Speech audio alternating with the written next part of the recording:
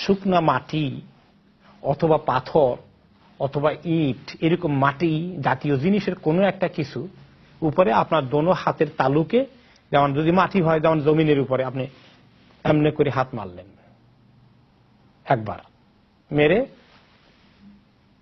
এরকম 3টা বাড়ি দিবেন, তাতে করে অতিরিক্ত বালু ধুলা থাকলে গুলো ঝরে গেল। তারপরে আপনি নিজের মুখকে একবার এমনি করে মুছে করলেন, হয়ে গেল। 3বার লাগবে না তাইমুম, কয়বার লাগে? একবার।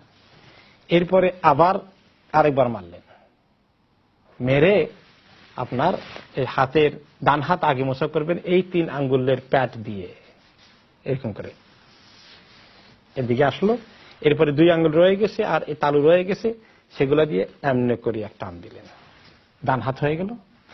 এবার ডান হাত দিয়ে বাম হাতকে এই 3 আঙ্গুল দিয়ে 3 আঙ্গুলের প্যাট দিয়ে নিচে থেকে এভাবে করে নিয়ে আসলেন, আর এই 2 আঙ্গুল রয়ে গেল আর তালু রয়ে গেল, সেটা দিয়ে এমনি করে এক টান দিয়ে ফেললেন।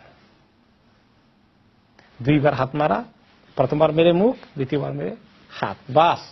আর মোছও করা লাগবে না, পায়ের মধ্যে কিছু করা, পাও মোছো করা হয়ে গেছে।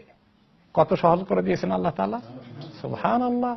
রোগীর জন্য টয়লেটে যাওয়া, বাথরুমে যাওয়া, পানি ব্যবহার করা কত অসুবিধা আল্লাহ তাআলা আসান করে দিয়েছেন।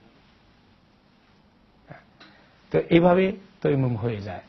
তো কারো যদি গোসল ফরজ হয়ে গেছে, স্বপ্নদোষ হয়ে গেছে অথবা এরকম কিছু ঘটে গেছে, তাহলে এই নাপাক শরীরকে পাক করা যায়। এই তায়াম্মুম করলো হাত আর মুখ, গোটা শরীর আল্লাহ পাক করে দিবেন তার, সুবহানাল্লাহ।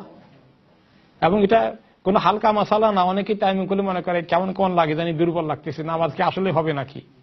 সুবহানাল্লাহ, আল্লাহ তাআলা কোরআনে পাকে বলে দিয়েছেন ফাতায়াম্মামু সাঈদান তাইয়্যিবা।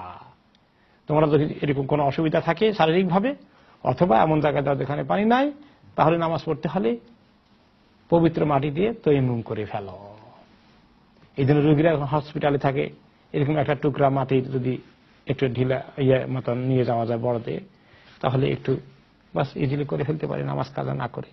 আমাদের লোকেরা, অনেক নামাজি লোকেরা নামাজ কাজা করে, হসপিটালে আসি নামাজ কেমনে পড়বো, এই কারণে আল্লাহ তাআলা সহজ করে দিয়েছেন।